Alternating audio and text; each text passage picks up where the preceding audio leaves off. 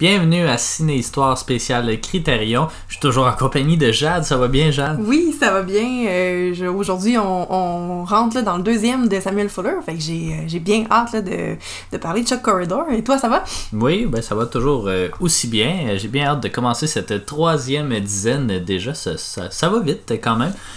C'est sûr, c'est relativement beaucoup de travail pour nous de trouver ces informations-là. Mais c'est le fun parce que ça fait des...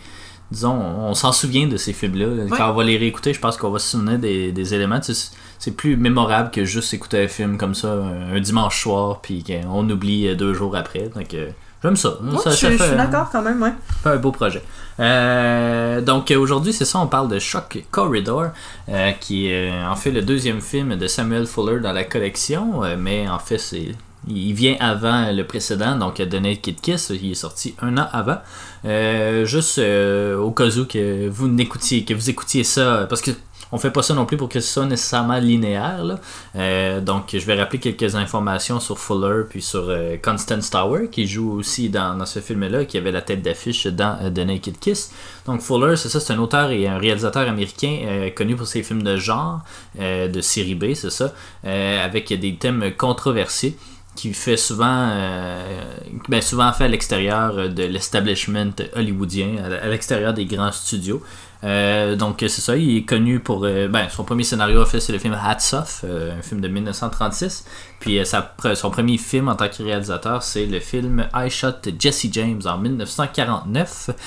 Ça sonne très western, mais ça en fait c'est parce qu'il en faisait, il faisait juste ça en fait, des westerns, puis des trailers de guerre jusque dans les années 60, où là il va faire des films d'enquête policière, donc des films néo-noirs comme Chuck Corridor, qui est probablement plus un exemple que The Naked Kiss là, à ce titre-là.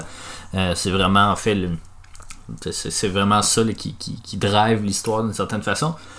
Donc c'est ces 2 films les plus connus, avec The Big Red One aussi, puis le film expérimental White Dog, qui ont connu un certain succès dans les années 80, parce que dans les années 70, c'est ça, il va demeurer inactif pour la plupart, tout au long de la décennie, grande partie, c'est ça, voilà. Puis c'est ça, ces films à leur sortie, ils n'étaient pas si appréciés du public, notamment, c'est ça, comme la plupart des films de série B sont pas très vus non plus, mais c'est ça va gagner quand même une certaine popularité, notamment avec l'influence que les jeunes réalisateurs de la nouvelle vague française vont prendre Fuller comme disons référence. Ils vont prendre Fuller, ils vont prendre Bergman, en fait. Il y en a plusieurs, mais pour le cinéma américain, c'est ça. Fuller va quand même être une très belle image projetée à l'international, spécialement pour le réalisateur Luc Moulet aussi. Son style visuel puis son rythme sont considérés comme typiques du cinéma américain avant-gardiste, puis ses films sont salués par leur simplicité énergique. Puis c'est ça, il est considéré une influence aussi pour Tarantino, Lynch et Jim Jarmusch. Puis il y a 5 films dans la collection. Donc c'est un film américain, Chuck Corridor, sorti en 1963, donc 1 an avant The Naked Kiss, une durée de 101 minutes. Donc quand même assez bref aussi, en noir et blanc et en couleur. Il n'y a pas beaucoup de scènes de couleur, mais il y en a quand même quelques-unes assez c'est des scènes de souvenirs, de fantasmes, c'est des images d'archives pour la plupart là, ou pas là, mais c'est des images que Fuller a tournées lui-même, mais qui s'inscrivent pas nécessairement dans le film. Là, il y a des tu sais là, je vais me spoiler, il y a des images du Japon à un moment donné là, pour un des personnages qui pense là, puis ça a vraiment été tourné là-bas dans le fond, donc c'est une information que j'avais sur du Japon sur ou de la Corée? Corée, oui, excusez, oui, Corée, oui, pardon. Donc c'est un film, c'est un drame, c'est un film mystery, c'est ça, une enquête policière néo-noir aussi. Toujours produit par le studio Allied Artists, qui n'est pas un très gros studio, puis qui met en vedette plusieurs personnes relativement inconnues. Donc Peter Breck d'abord, qui interprète le rôle principal de Johnny Barrett. C'est un acteur américain pas très connu, qui a surtout fait de la télévision. Il est connu pour le rôle de Doc Holliday dans la série Maverick, que j'ai jamais vu la série, mais il y a un film dans les années 80 ou début 90 je crois, avec Mel Gibson notamment, puis Nicolas Cage, il me semble. En tout cas, je sais pas trop. Donc, puis Michelle Pfeiffer aussi, là, donc, qui s'appelle Maverick. Je me souviens d'avoir vu ça, j'étais assez jeune. Puis, connu pour son rôle aussi dans The Big Valley avec Barbara Stanwyck. Donc, Shock Corridor est son plus grand rôle au cinéma. Constance Tower, elle joue un rôle plus effacé. Elle joue Cathy dans ce film-là, qui est comme la femme de Johnny. Femme, elle se fait passer pour sa sœur aussi. C'est un peu bizarre. Vous direz pourquoi dans le résumé. Exactement. Donc, ce serait pas très connue, elle non plus. Elle est connue pour notamment The Horse Soldier de John Ford et Sergeant Rutledge. Elle va faire ces deux films-là avec Fuller, donc Naked Kiss et Shock Corridor. Puis elle va aller à Broadway, notamment dans la pièce The King and I avec Yul Brynner. Puis c'est ça, aujourd'hui elle fait de la télévision principalement. Je vais juste mentionner, ça me titillait, mais c'est vraiment au Japon, finalement. Okay. Donc, c'est ça, il y a... Tu as des références à la guerre de Corée aussi, là, mais c'est ça, je me demandais si c'était le Corée. En fait, c'est une séquence d'hallucination, là, c'est ça, d'un des 3 personnages principaux. Puis, c'est ça, c'est tourné au Japon pour un film qui est La Maison de Bambou. Probablement un film par Fuller. Puis, enfin, voilà. Ouais, ben, parfait. Il y a aussi Gene Evans, en fait, qui joue Bowden. Bowden, on va y revenir, mais c'est une espèce d'ancien... je sais pas, physiciste, là, c'est un scientifique, dans le fond, qui a été comme traumatisé parce que ça pouvait faire d'avoir le pouvoir scientifique qu'il avait. C'est concernant le nucléaire. C'est ça.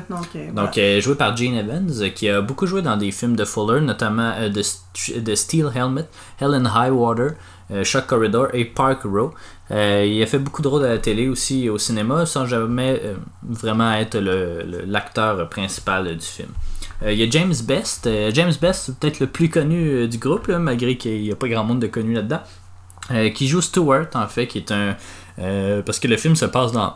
On a oublié de le mentionner, mais le film se passe dans un asile, d'une certaine façon. Donc, c'est ça, c'est tout des gens qui sont devenus fous, d'une certaine façon. Donc, James Best, lui, il est comme toujours dans la tête de quelqu'un qui a fait la guerre de sécession. Puis, c'est ça, il parle beaucoup de...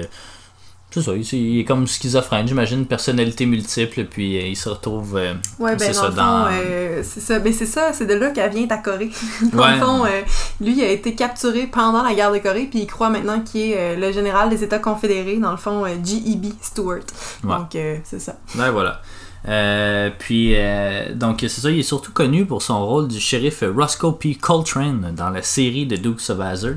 Donc, puis il y a eu 2 téléfilms aussi, mais dans le film, c'est pas lui qui le joue malheureusement, c'est Burt Reynolds, je crois, qui joue le shérif. Mais bon, il y a Harry Rhodes aussi qui joue Trent, qui est l'afro-américain. On va en parler un peu plus tard aussi. Il a joué dans très peu de films, mais il va jouer parce qu'il y avait un film que j'avais déjà vu, donc je tenais à le mentionner. Donc il a joué dans Conquest of the Planet of the Apes, qui est, je sais pas, là, je pense que c'est peut-être le 3e ou le 4e de la série des Planètes des Singes. Mais c'est ça, il est surtout connu pour de la télévision. Larry Tucker qui va jouer Pagliacci, donc une espèce de chanteur d'opéra quand même assez corpulent là, qui c'est ça, il chante de l'opéra, il se passe en Italie et il est très attachant. Un personnage aussi. Super sympathique là, il va le réveiller dans la nuit pour lui dire que pour s'endormir il peut juste mâcher de la gomme alors qu'il dormait déjà, tu sais, en tout cas il y a comme plein de petits moments, il est vraiment super attachant là, il a pas joué dans beaucoup de choses parce qu'en fait il est surtout connu comme auteur au cinéma, puis il va être nominé à un Oscar notamment pour avoir coécrit le film Bob and Carol and Ted and Alice qu'on a vu ensemble aussi. Tarantino en parle aussi, en fait un peu référence dans son plus récent Once Upon a film. Time in Hollywood. Exactement. Donc voilà, mais ça il a pas fait grand chose au cinéma, disons en tant qu'acteur. Chuck Robertson, enfin, qui joue Wilkes. Lui est surtout connu pour ses rôles de cowboy. En fait, c'est un cascadeur. C'est un double. Je me souviens plus de quel acteur. Là, j'aurais dû le noter, pardon. Mais il va jouer dans beaucoup de films de John Ford. Donc, beaucoup de western. Voilà. L'édition Criterion. On n'a pas eu la chance d'écouter les bonus features, malheureusement. Il y en a quelques-uns sur la plateforme, dont un avec Tarantino, justement, qui m'intrigue. Peut-être que je vais l'écouter éventuellement. Mais bon, donc c'est une autre entrevue aussi avec Constance Tower et l'historien et réalisateur, Charles Dennis. une autre demi-heure, là, je pense, une autre entrevue que, si je me fie à celle qu'on a vue de Naked Kiss, c'était quand même assez intéressant. Ouais. Donc peut-être que je vais finir par l'écouter, mais bon, Constance Towers joue pas un très grand rôle non plus dans Shock Corridor, donc je sais pas qu'est-ce qu'elle a à en dire, mais bon, sûrement plus de son expérience de travailler avec Fuller. Il y a un documentaire d'Adam Simon sorti en 1996 intitulé The Typewriter, The Rifle and the Movie Camera sur la vie de Samuel Fuller, puis c'est dans celui-là justement que Tarantino apparaît. Il y a la bande-annonce du film et il y a encore une fois des illustrations du cartooniste Daniel Close et un livret avec un essai du critique et poète Robert Polito et des extraits de l'autobiographie de Fuller, A Third Face, My Tale of Writing, Fighting and Filmmaking. Pardon, je suis en train de digérer. Hein? Puis voilà, et on pourrait passer justement au résumé. Un film très aussi avant-garde, pas avant-gardiste, là. Je dirais pas ça autant que de Naked Kiss, mais qui aborde quand même des thèmes ou des angles assez spéciaux. Là, ben, c'est encore une fois des thématiques difficiles. Là, dans le précédent, il y avait quand même des choses un peu lourdes là, dont il parlait. Puis ici, c'est la même chose. Dans le fond, ça se passe dans un institut psychiatrique où les personnages ont tous leur passé un peu lourd, dans le fond. Puis il y a aussi la maladie mentale, évidemment, qui est au centre là, de cette histoire-là. Enfin, genre, on pourrait y revenir. Il y a quand même des éléments de Fuller que j'ai repérés dans les deux, puis j'ai hâte de voir les prochains. Enfin, on reviendra. Donc, court résumé, je l'ai fait encore, désolé. Résumé de ce film-là, donc Johnny Barrett est un journaliste, dans le fond, qui veut avoir le Pulitzer, rien de moins, donc décide de s'admettre lui-même dans, de s'admettre lui-même dans un hôpital psychiatrique, mais en feignant, dans le fond, que sa blonde serait en fait sa sœur, puis qui est comme attiré vers elle sexuellement, puis tout ça, puis qui est en amour avec elle et tout. Donc, ils vont travailler avec un psychiatre là, pour le faire admettre dans le rendre crédible un petit peu, parce que on parle d'inceste, là, dans ce cas-ci, c'est la raison pourquoi il se fait interner. Donc, encore une fois, il aime ça, parler de thèmes qui sont pas communs, disons, au cinéma. Il y en a d'autres aussi qui s'en viennent, mais je te laisse poursuivre. Oui, certain. Donc, c'est ça, il va se faire admettre à l'hôpital, dans le fond, en disant là, qu'il est amoureux de sa sœur, tout ça. Il répète même sa scène d'interrogatoire, dans le fond, avec un des docteurs de l'hôpital et tout ça. Donc, dit qu'il est tombé en amour avec sa sœur quand elle avait des tresses, quand elle avait 12 ans, ou 10 ans, enfin. C'est ça. On est là-dedans. Donc, rendu là-bas, dans le fond, il va interroger 3 patients qui auraient tous vu le meurtre là, qu'il y a eu dans cet hôpital-là. Je sais pas si je l'ai mentionné. En fait, non, c'est ça, ok. Parce que dans le fond, son Pulitzer, il pense qu'il va l'avoir en réussissant à élucider un meurtre qui a eu lieu à cet hôpital-là. Donc, rien de moins, il décide d'aller là-bas. Le meurtre d'un patient.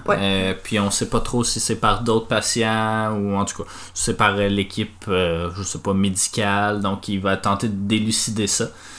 Puis je te laisse. C'est ça, mais dans le fond, il va essayer d'interroger 3 patients qui auraient vu ce meurtre-là.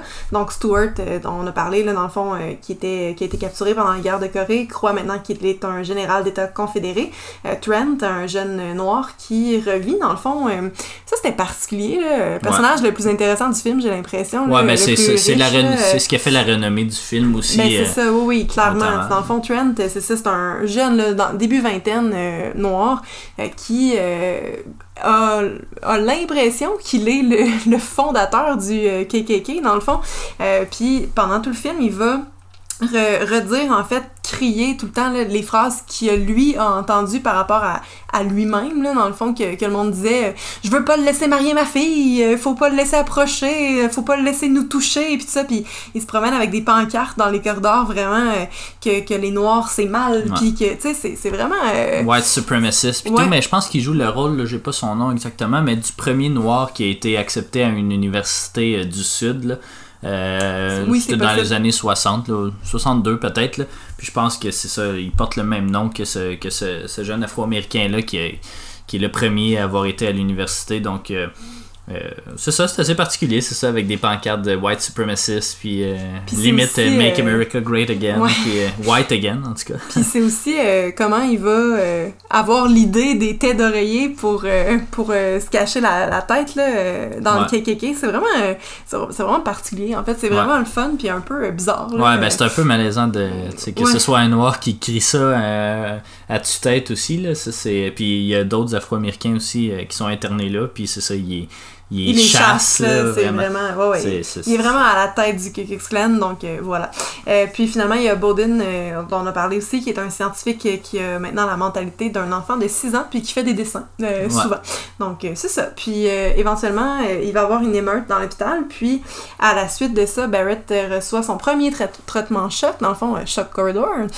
Puis, après ça, là, c'est pas trop clair, on pourra revenir là-dessus, débattre peut-être de ce point-là, mais en fait, le résumé officiel, si on veut, officieux, dit que Barrett, après ce traitement-là, croit vraiment que sa blonde, c'est sa sœur, donc va commencer à ressentir un peu du malaise là, quand elle essaie de l'embrasser, puis tout ça. C'est pas notre avis, par contre, ça a pas été l'impression que le film nous a fait, mais enfin. Puis, après ce premier choc-là, il commence un peu à glisser là, sur la pente...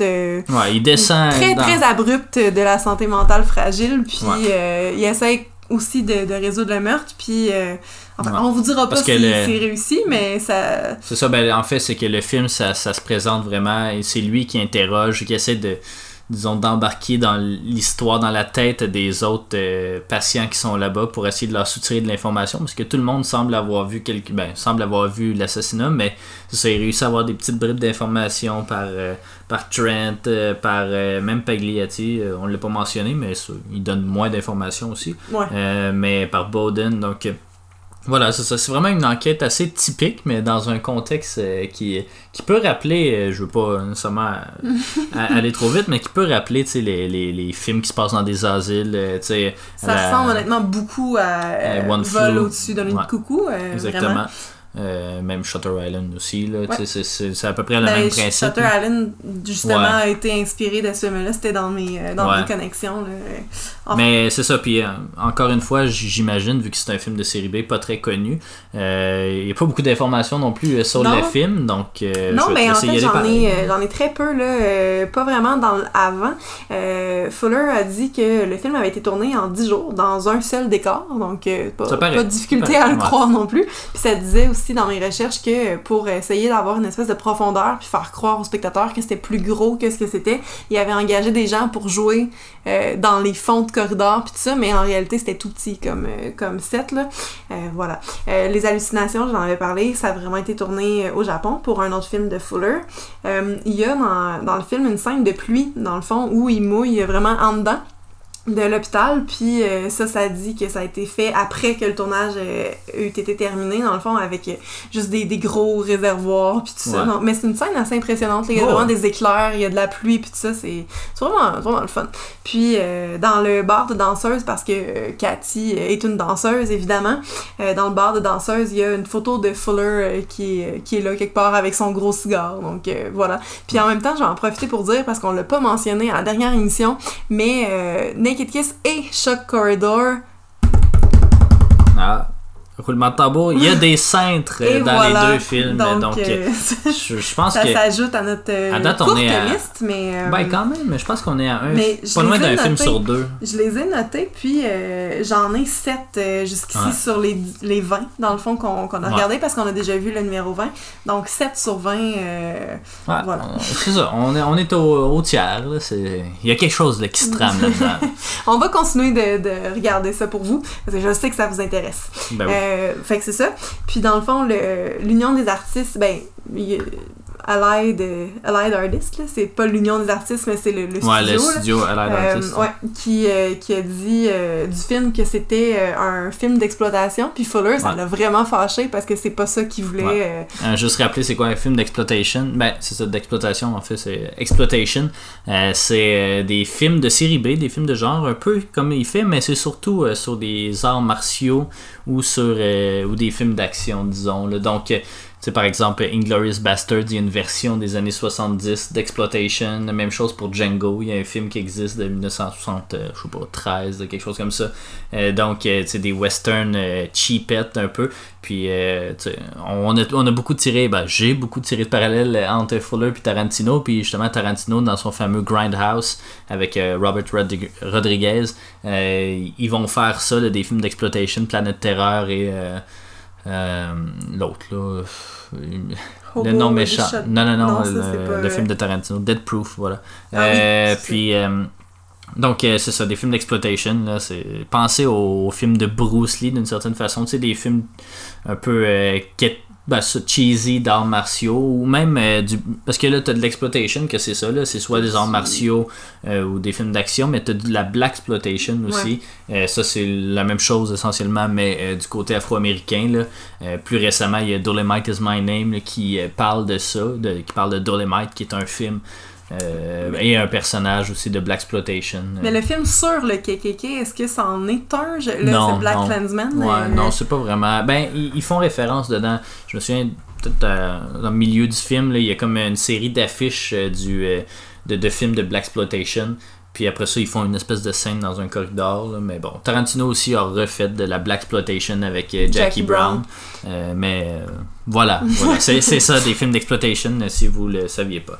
Ben c'est bon, donc c'est ça. Dans le fond, Allied Artist a dit que c'en était un, puis Fuller, ça l'a vraiment, vraiment fâché parce que c'était pas son objectif. Ça a pas non plus une si bonne réputation. Non, là, ça a quand même influencé beaucoup de gens.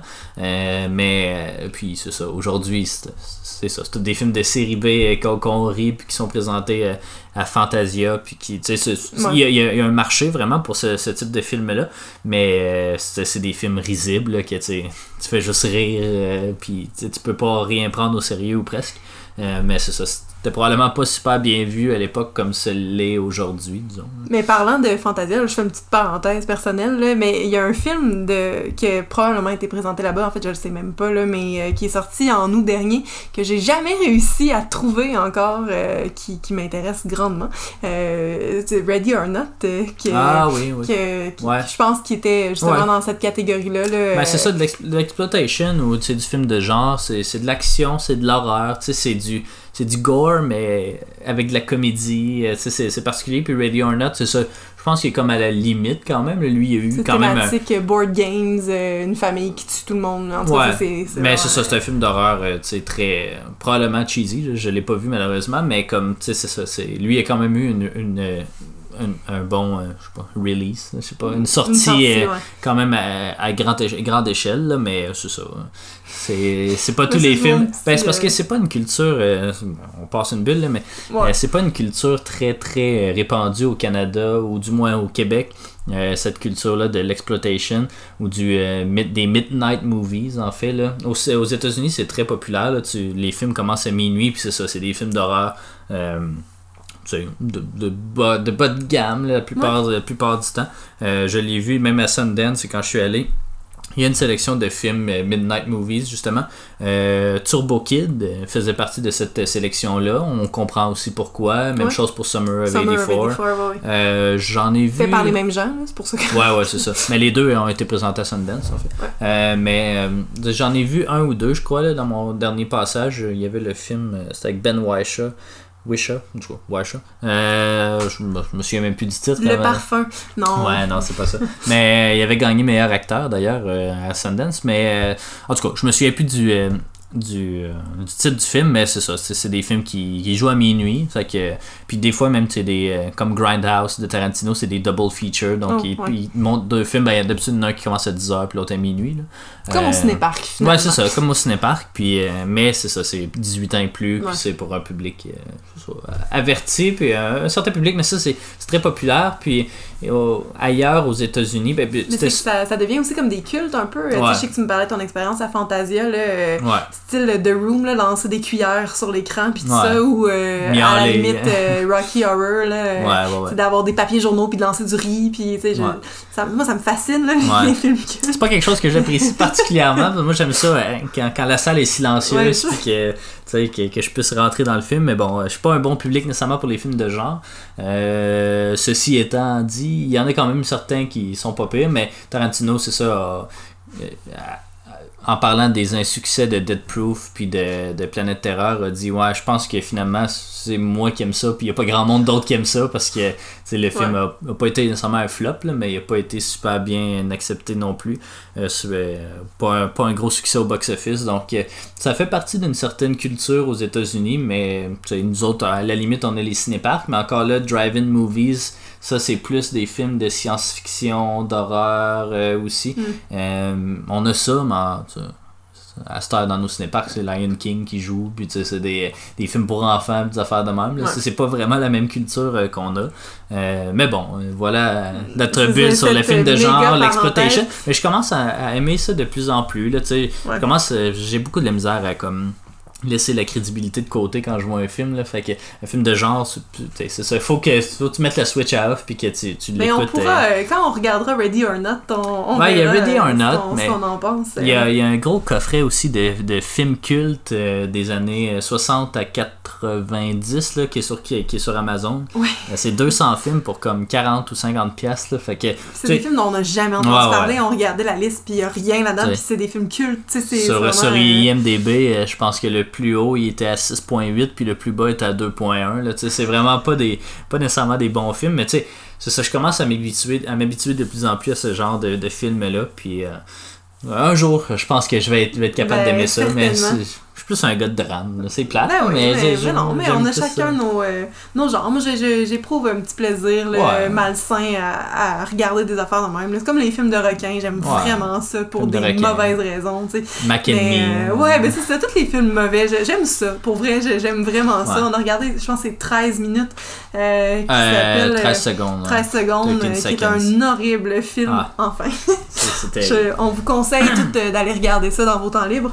Mais enfin, après cette grande bulle, donc c'est ça, mais malgré là, le fait que ça soit un film un peu série B et tout ça, qui se prend peut-être un petit peu moins au sérieux d'un point de vue critique, disons, il y a quand même l'acteur qui jouait Johnny qui a dû être hospitalisé après le tournage parce que son expérience était trop prenante, trop intense, tout ça. Donc en disant hospitalisé, j'ai eu peur là, que ça soit interné, mais non, c'est vraiment physiquement là, pis tout ça.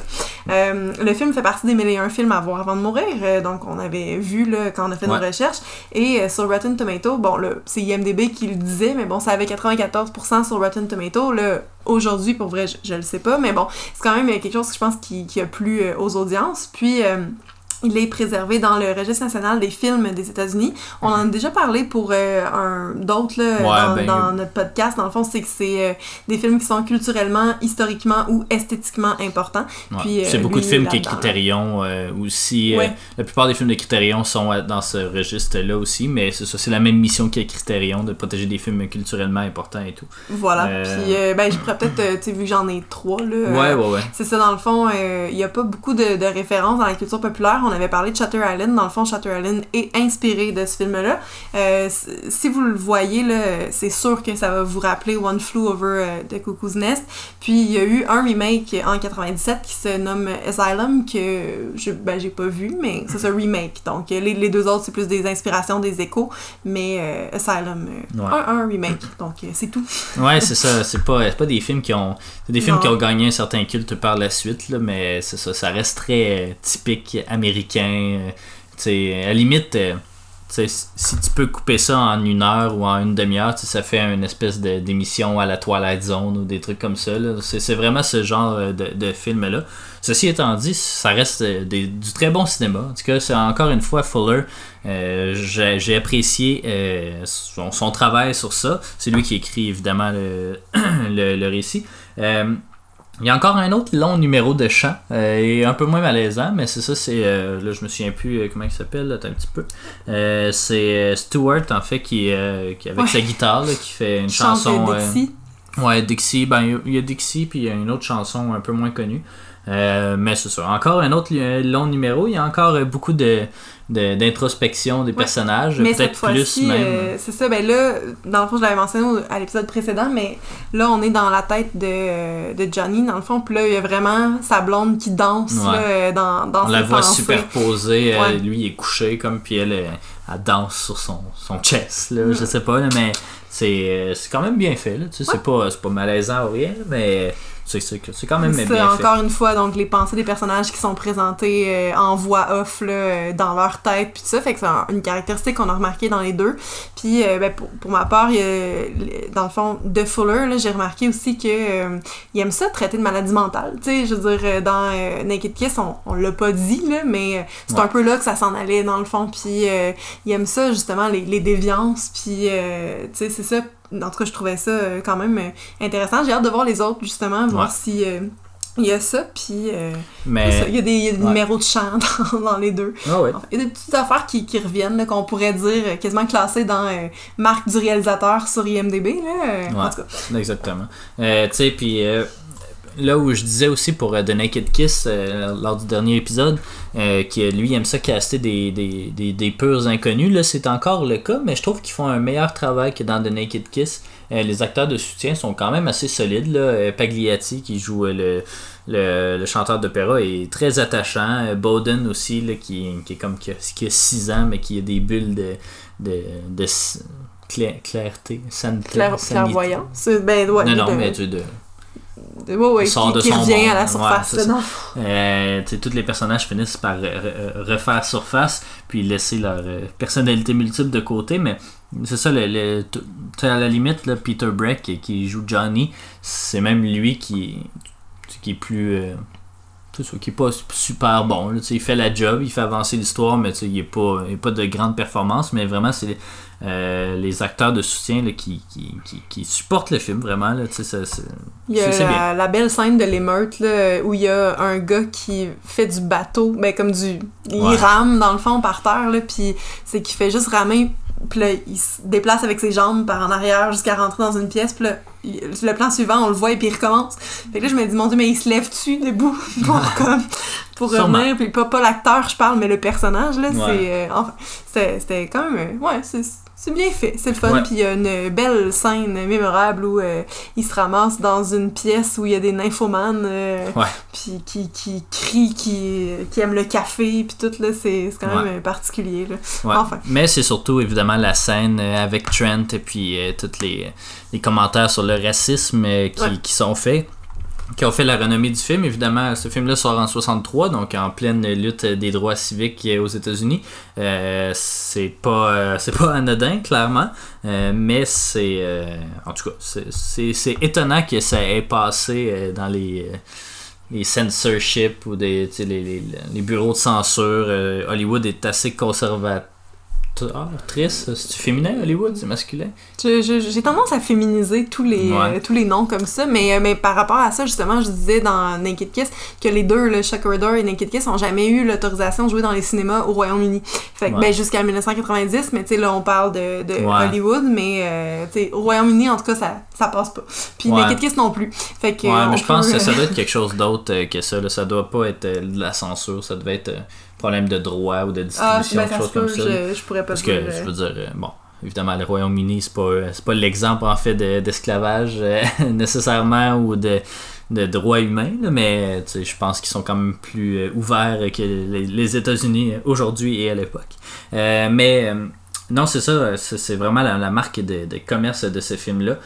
Ça a dû marquer les esprits, justement, parce qu'il y a beaucoup de critiques qui sont prononcées sur ce film-là, malgré que je trouve que The Naked Kiss va plus loin dans ses termes avant-gardistes. Mais bon, Shock Corridor, ça reste dans la lignée de Naked Kiss. Par contre, je l'ai un peu moins aimé que Naked Kiss. Je sais pas pourquoi.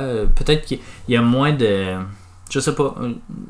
L'histoire est moins venue me chercher. C'est un huis clos. Je sais pas. C'est peut-être juste pas dans mes cordes. Mais ceci étant, j'y donne la même note, là, un 3 étoiles et demi.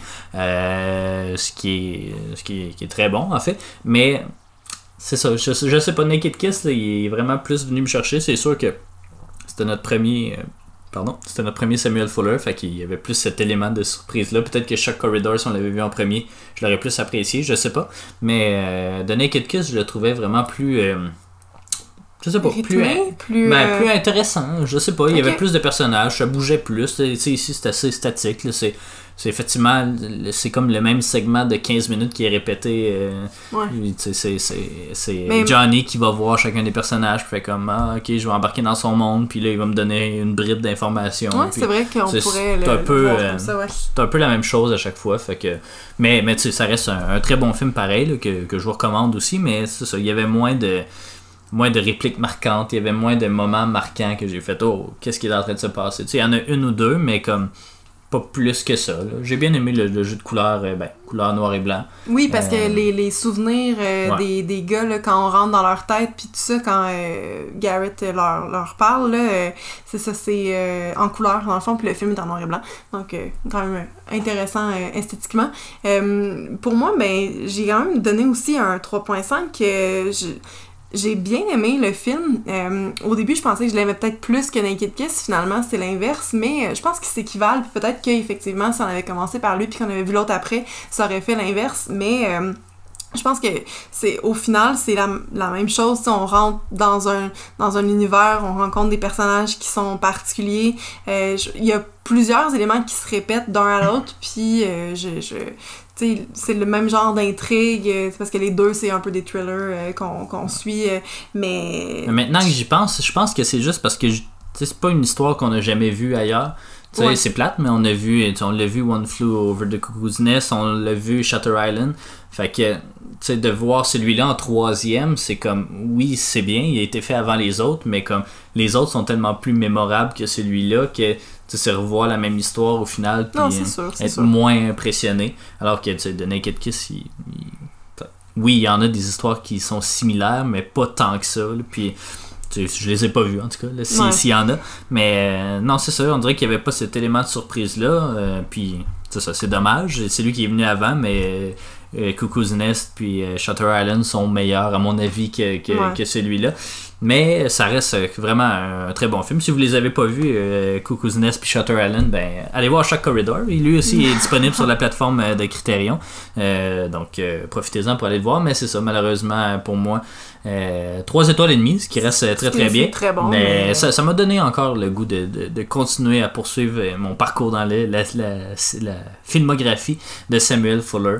Mais ça détrône pas Le Silence des agneaux, malheureusement, qui demeure toujours seul au sommet de ce palmarès.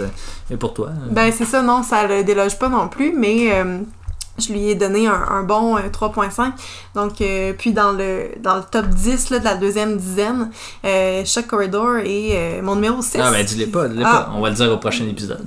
Oui, c'est vrai, excusez. Mais, ok, oubliez ça. Ouais, mais, il va changer de place. Non. Mais, c'est ça, non, ça reste un très bon film, mais moi, ça vient rechercher une espèce de peur irrationnelle que j'ai là, dans la vie de comme... en fait, lui, il décide là, de se faire interner, mais c'est quand même particulier. Moi, je ferais jamais ça. Dans One Flew Over the Cuckoo's Nest aussi. Oui, je sais. Mais c'est ça, moi, mon Dieu, dans Shutter Island aussi, pas faire ça. Ouais, mais ça, c'est pas pareil. Ouais. Mais... enfin, c'est ça, parce que je me dis, tu sais, après, essaie de prouver que t'es sain d'esprit. Il y a eu des expériences qui ont eu lieu dans la vraie vie, là, où des gens étaient admis, puis mettons, il y a 10 personnes qui arrivent, il y en a 5 qui sont vraiment des cas, puis 5 c'est des gens normaux, puis après ça, ils demandaient au thérapeute d'essayer de trouver lesquels qui étaient quoi, puis ils se mélangeaient tout le temps. Tu sais, moi, ça me fait peur, ces affaires-là. J'ai comme des petites peurs irrationnelles qu'on a, là, mais enfin, fait que ça crée comme des malaises, là. Enfin, voilà, ça prend un peu de faut pas bouder son plaisir. Là, t'as pas nécessairement du plaisir. Non, mais ça, c'est super correct, mais c'est juste. C'est ça vient rechercher des cordes sensibles. Si on veut, tu sais, je veux dire, je me mets pas à penser à ça la nuit non plus, mais enfin, c'est ça. On peut comprendre, je pense, le feeling. Là. Oui. Voilà. Mais ça reste ça, du très bon cinéma c'est ça. On a bien hâte de poursuivre dans la filmographie de Samuel Fuller. Donc, c'est déjà tout pour cette émission-là, ce programme double de Samuel Fuller. La semaine prochaine, ça va clore justement notre deuxième dizaine. On va pouvoir faire notre top 10 à ce moment-là. On parle du film Sid and Nancy d'Alex Cox.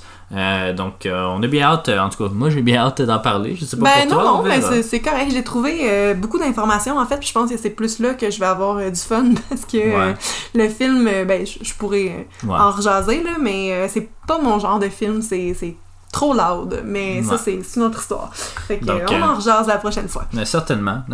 Donc merci d'avoir été des nôtres et puis on se retrouve à la prochaine émission où on parle de Sid and Nancy. Donc merci beaucoup. Merci.